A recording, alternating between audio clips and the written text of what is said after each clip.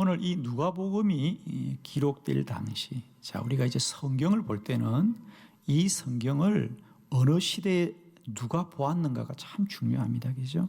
그래서 우리가 이 누가복음이 기록되고 사람들에게 읽혀질 때가 언제쯤이죠?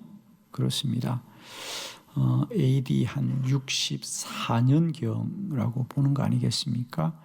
그럼 우리가 AD 64년경이면 로마의 대화재 사건이 나고 기독교에서는 로마의 대화재 사건 이후에 아주 큰 핍박이 임하지요. 그래서 교회들이 흩어지고 지하에 카타콤에 숨어서 믿음을 지키는, 그때는 초대교회 성도들이 믿음을 지키는 것이 매우 중요한 때가 됩니다. 여러분, 그 당시 베드로는 초대교회의 아주 중요한 지도자이죠. 그죠? 아주 중요한 지도자입니다. 그런데 그 당시 현존하는 이 훌륭한 지도자에 대해서 그도 한때는 주님을 모른다고 부인했던 사람이라고 하는 것을 밝히는 이유는 뭐겠는가? 그렇습니다. 그 당시에도 여전히 베드로처럼 그 로마의 큰 핍박을 피하여서 살아남기 위해서 나는 주님을 모른다라고 부인했던 사람들이 많았던 시대입니다. 그런 시대에 베드로는 자신의 연약함을 고백하는 겁니다. 나도 그렇습니다. 나도 한때는 주님을 모른다고 부인하였지만 우리의 신앙은 그게 끝이 아니었습니다. 내가 주님을 모른다고 부인하여도 주님은 나와 함께 하셨고 오늘 나를 이렇게 세워주셨습니다. 여러분, 우리의 참된 믿음의 근거는 우리가 얼마나 의롭고 온전하게 믿음 생활하냐가 아니고, 우리는 때로 넘어지고 때론 주님을 부인할지라도 우리가 온전히 설 수 있는 것은 주님이 나와 함께 하시기 때문에, 주님이 우리를 지켜주시기 때문에, 주님이 우리를 일으켜주시기 때문에 그 주의 은혜로 오늘도 우리는 믿음 가운데 살아가게 되는 것이다. 오늘도 어떤 상황 속에서도 우리와 함께 하시는 주님의 은혜를 기억하시면서 예수님이 우리와 함께 하십니다. 우리의 예수님은 임마누엘이십니다. 이 믿음으로 오늘 이 시대에 환난을 잘 이기는 저와 여러분 되기를 바랍니다. 자, 여러분이 받으신 주보를 참고하시고 우리 세 가지 베드로의 인생 가운데 만났던 우리 주님 함께 우리 말씀으로 나누려고 합니다. 첫 번째, 베드로가 각오하였습니다. 누가복음 22장 33절로 34절의 말씀을 교독합니다. 제가 33절을 봉독합니다. 그가 말하되 주여 내가 주와 함께 오게도 죽는 데에도 가기를 각오하였나이다. 이르시되 베드로야 내가 네게 말하노니 오늘 다 굴기 전에 내가 세 번 나를 모르려고 부인하리라 하시니라. 아멘. 오늘 본문은 예수님께서 마지막 십자가에 못 박히기 전에 제자들과 마지막 식사를 하는, 그러니 최후의 만찬이라고 일컫는 제자들과 마지막 식사를 하면서 주님이 제자들에게 마지막으로 꼭 하고 싶은 이야기를 당부하는 그런 자리였습니다. 주님이 베드로에게 이렇게 말씀하십니다. 베드로야, 내가 떠나고 나면 사단이 밀을 까부르듯이 너희들을 많이 시험할 거야. 많이 너희를 시험할 거야. 그러니 베드로야, 너는 너희 형제들을 잘 돌보아서 그 시험을 이기도록 해라. 이렇게 주님이 부탁을 합니다. 오늘 본문은 바로 그 주님의 말씀에 대한 베드로의 답이에요. 자, 이제 느낌이 오시죠? 베드로가 뭐라 그래요? 주님, 걱정하지 마세요. 저는 어떤 어려움이 와도 결코 주님을 부인하지 않을 거예요. 저는 주님과 함께라면 감옥을 갈 각오도 되어 있고요. 제가 주님을 위해서라면 죽을 각오도 되어 있습니다. 우리는 때때로 우리가 연약하고 우리가 부족하고 우리가 모자랄 때 주님이 나를 도와주셔야 된다. 주님이 나와 함께 해야 된다고 생각하는데 사실 오늘 베드로는 주님이 베드로야 너희들 사단의 힘을 잘 이겨야 돼. 너희들 믿음으로 굳세어야 된다고 할 때 베드로가 주님 걱정하지 마세요. 저는 감옥에도 갈 각오가 되어 있고 저는 죽을 각오가 되어 있다고 말하는 자신만만하고 그때까지만 해도 베드로 안에 얼마나 믿음이 충만합니까? 그러나 우리는 기억해야 됩니다. 우리는 마치 주님이 없어도 될 것 같은 그런 자신만만함과 자기 믿음의 충만함으로 나아갈 때라도 여전히 기억해야 됩니다. 주님이 우리와 함께 하셔서 우리에게 진리를 말씀해 주고 계신다는 사실. 저는 축복합니다. 우리가 연약하고 부족할 때 주님의 도움을 받아야 되겠지만 이제 우리가 스스로 어렵다고 여길 때, 충분하다고 여길 때, 내가 문제가 없다고 여길 때 그때도 여전히 주님은 우리 곁에 계셨어. 우리의 연약함을 향하여 말씀하실 줄로 믿습니다. 부활절 이후를 사는 저와 여러분에게 언제나 나와 함께 하시되 내가 스스로 어렵다고 여길 때라도 여전히 주님은 우리와 함께 하셔서 진리를 말씀하실 줄로 믿습니다. 내 마음에 믿음이 충만하고 은혜가 충만하고 내 신앙이 세상에서 그냥 좋을 것 같이 여겨지지만은 그때도 여전히 주님은 우리에게 말씀하시는 겁니다.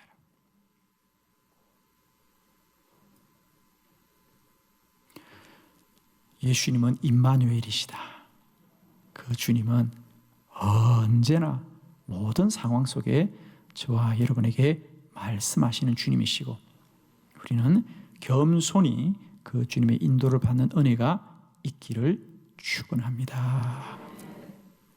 두 번째로 베드로는 심히 통곡하였습니다. 누가복음 22장 61절로 62절 우리 두 줄의 말씀을 크게 믿음으로 합독합니다. 시작. 주께서 돌이켜 베드로를 보시니 베드로가 주의 말씀 곧 오늘 다 물기 전에 내가 3번 나를 부인하리라 심히 생각나서 밖에 나가서 심히 통곡하니라. 아멘. 그렇게 자신만만하고 당당하던 베드로가 하루를 지나지 못하고 통곡을 합니다. 통곡을 합니다. 이게 우리 인생이고 우리의 연약함입니다, 여러분. 이제 그 만찬이 끝나고 주님이 붙잡혀서 대제사장의 집에서 재판을 받을 때에 예루살렘 성내는 소란이 일어났지요. 사람들이 대제사장 집에 뜰에 모입니다. 거기서 이제 과연 예수님이 어떻게 될 건가 다들 주목하여 봅니다. 그때 베드로도 그 자리에 있습니다. 그죠? 어두운 불빛 속에 자신의 얼굴을 감추고 앉아 있는데 거기서 심부름하는 사람들 또 함께하던 사람들이 베드로를 알아보고 베드로를 추궁합니다.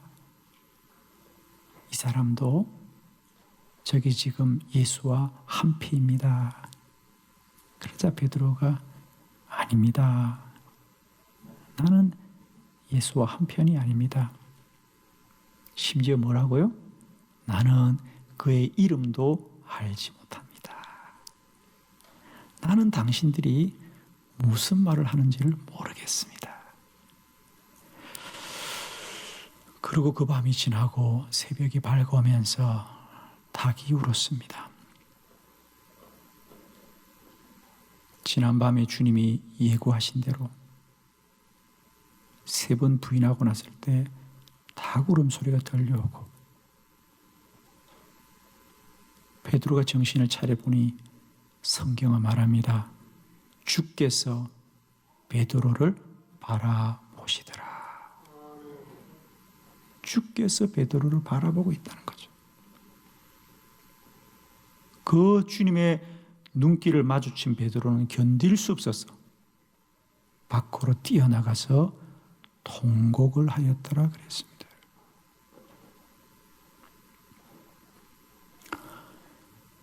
그냥 닭 우는 소리를 듣고 운 게 아니고요. 그 닭이 울 때에 주님이 말씀하신 대로 베드로가 3번 부인한 것이 깨달아졌죠. 그때의 주님이 베드로를 바라보고 있습니다.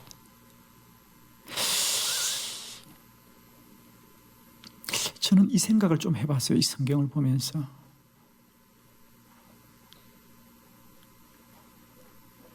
주님이 그때만 베드로를 보셨을까?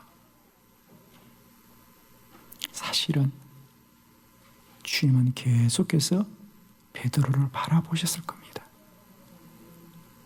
나는 그의 이름을 들어본 적도 없습니다.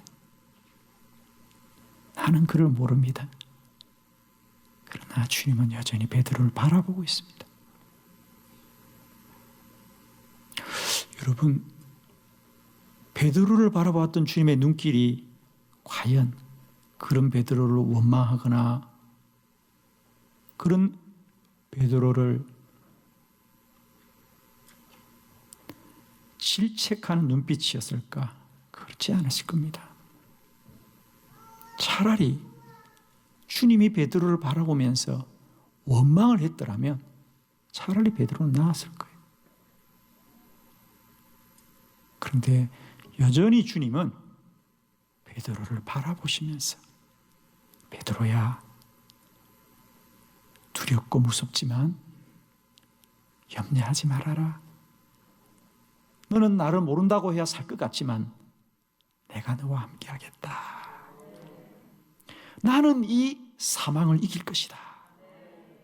나는 이 사망을 이길 거야. 나는 이들의 이 거짓을 이길 거야. 두려워하지 말아라. 그런 눈빛이죠. 그래, 베드로야, 두렵지, 무섭지. 그러나 두려워하지 말아라. 내가 이 사망을 이길 것이다.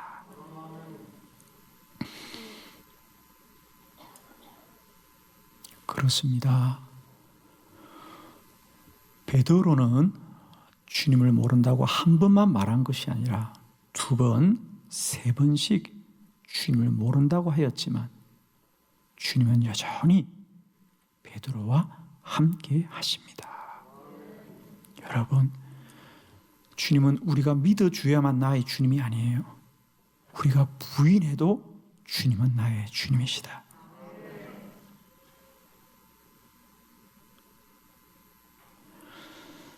저는 이 말씀이 환난의 때를 보내었던 초대교회 성도들에게 큰 위로의 말씀이었을 겁니다. 아, 베드로에게도 두려움이 있었구나. 베드로에게도 무서움이 있었구나. 그러나 주님이 지켜주셨구나.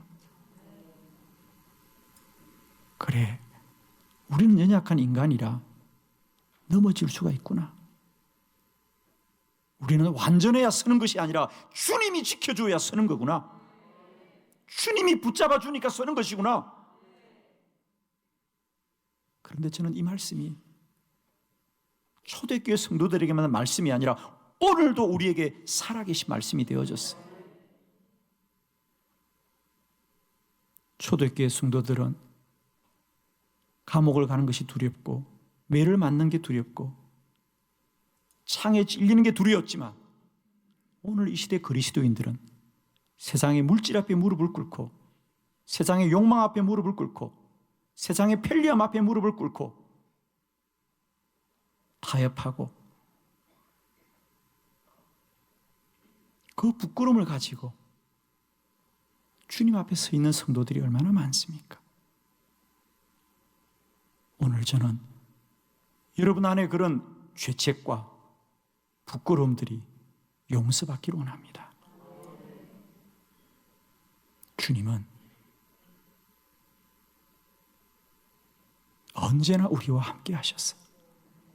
연약한 중에도 우리를 이렇게 세워주실 것이고 우리가 주님을 부인하실지라도 주님은 우리를 부인하지 않으시고 우리와 함께 하시는 주님이십니다. 특별히 이 환난의 때를 어렵게 보내는 많은 주의 백성들에게 저는 다시 한번 이 말씀이 우리에게 위로와 용기가 되길 바라요. 그래, 우리 넘어질 수 있어요. 우리는 너무 힘겨워서 때때로는 주님을 덩질 수도 있어요, 여러분. 그러나 주님은 결코 우리를 덩지지 않으시고 우리를 바라보시는 주님이시다. 저는 이 고난의 때를 보내는 우리 모두에게 다시 한번 여전히 우리를 향하시는 이 주님의 시선, 이 주님의 눈길을 우리가 기억하길 바라고요. 다시 한번 용기를 내시기를 축원합니다. 세 번째, 베드로는 바다에 뛰어내렸습니다. 요한복음 21장 7절의 말씀을 다 크게 합독합니다. 시작. 예수께서 사랑하시는 그 제자가 베드로에게 이르되 주님이시라 하시니 시몬 베드로가 걷고 있다가 주님이라 하는 말을 듣고 겉옷을 두른 후에 바다로 뛰어내리더라. 아멘.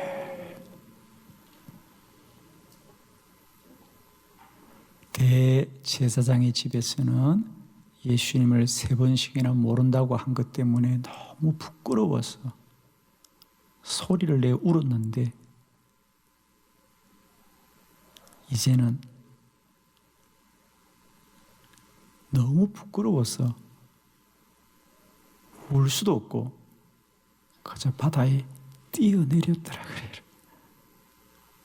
바다에 뛰어내렸더라.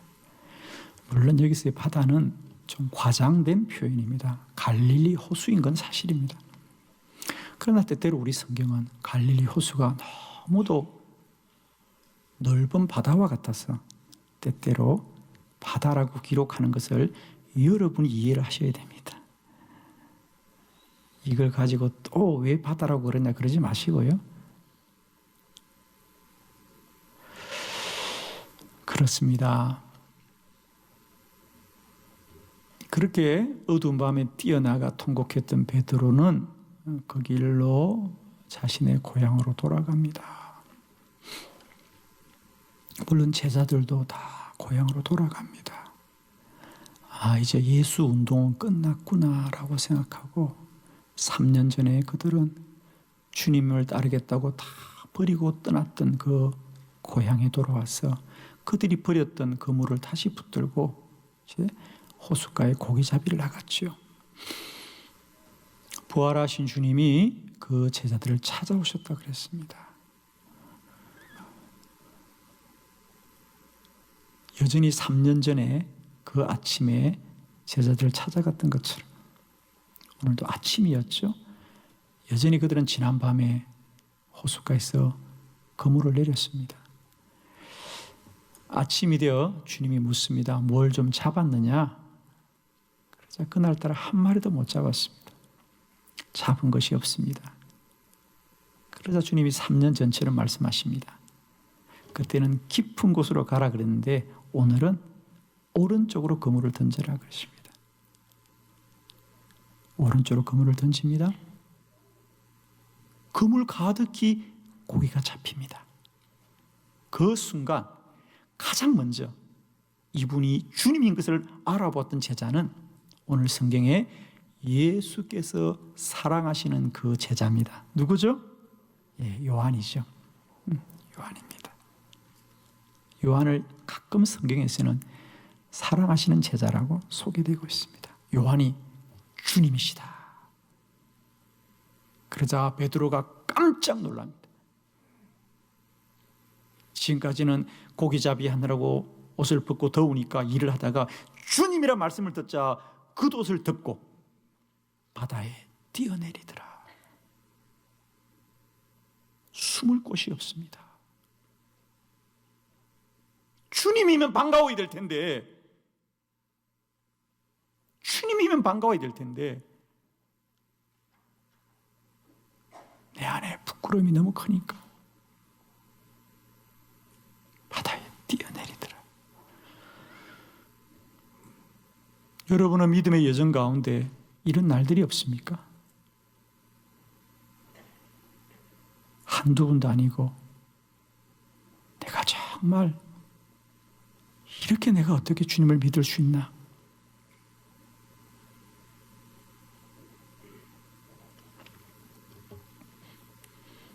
성경은 기록합니다. 그런 베드로를 주님은 책망하거나 탓하지 않으시고 뭐라고 합니까? 같이 아침을 먹으면서 베드로야, 나를 사랑하느냐? 이게 웬 말씀입니까? 베드로야, 나를 사랑하느냐? 3번을 묻습니다. 베드로의 마음이 궁금해서 물을까요? 아니지요. 베드로야, 아직도 나를 사랑하니? 아직도 나를 위해서 감옥에도 가고 죽을 수도 있겠니? 나를 사랑하느냐? 네가 세상 사람들보다 나를 더 사랑하느냐?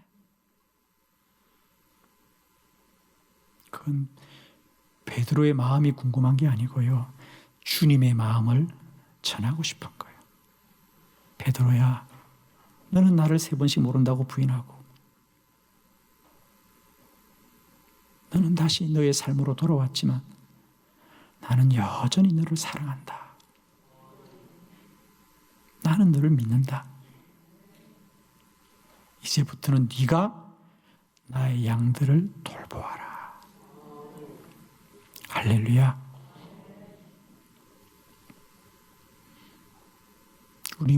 베드로는 주님을 다 잊고 싶었습니다. 이제 난 더 이상 주님과 상관없이 살기로 했어. 나는 더 이상 주님과 상관없이 살 거야 라고 했지만 여전히 주님은 그런 베드로를 찾아오셔서 베드로야, 내가 너를 사랑한다.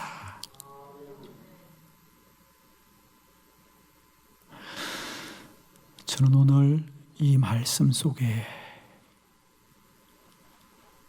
저와 여러분을 향하여 말씀하시는 주의 음성을 듣는 은혜가 있기를 원합니다.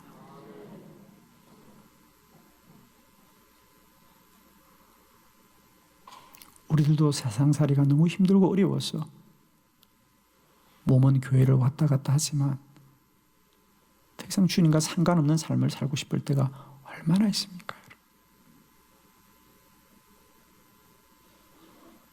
그러나 돌아보니 주님이 여전히 우리와 함께 해주셔서 부족하고 연약하였지만 지금까지 믿음의 끈을 놓지 않게 하시고 맡기신 사명을 놓치지 않게 하시고 이끌어 주셨습니다. 여러분, 힘들고 어렵지만 우리의 마음이나 우리의 생각이나 혹 우리의 행동으로 낙마하지 마시고요, 여전히 주님은 우리가 어떻게 반응하느냐, 우리가 어떻게 말하느냐, 그것으로 주님과 우리의 관계가 결정되는 것이 아니고 주님이 어떤 경우에도 저와 여러분을 포기하지 않으시고 우리와 함께 하시기 때문에 우리의 믿음이 복된 줄로 믿습니다. 오늘 베드로의 부끄러운 고백을 들으십시오. 그 근사하던 베드로가 이렇게 부끄러운 이야기를 고백하는 이유는 그의 부끄러움을 통하여 저와 여러분이 더 이상 부끄러움 당하지 않기를 원하시는 겁니다.